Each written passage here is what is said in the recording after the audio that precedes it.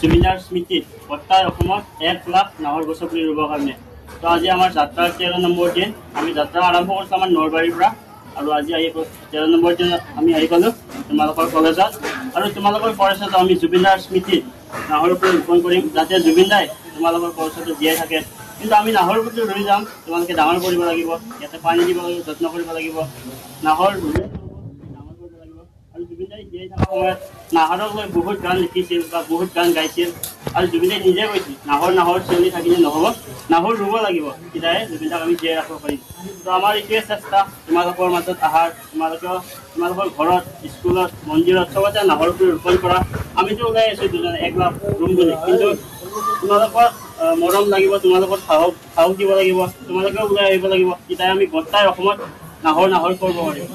আৰু ইফালে চাব পাৰি নতুনকৈ পুলি আৰু 100টা পুলি আনিছোঁ, মানে যোৱাকালিৰ যিহেতু 100টা পুলি আনিছিলোঁ আজি 50টা শেষ হ'ল। ইয়াতে আজি 150টা পুলি আছে আৰু আজি গোটেই দিনটো বৰপেটা ঘূৰিলোঁ, মানে বৰপেটাত বহুত স্কুল, কলেজ, মন্দিৰ চবতে গ'লোঁ নাহৰ ৰোপণ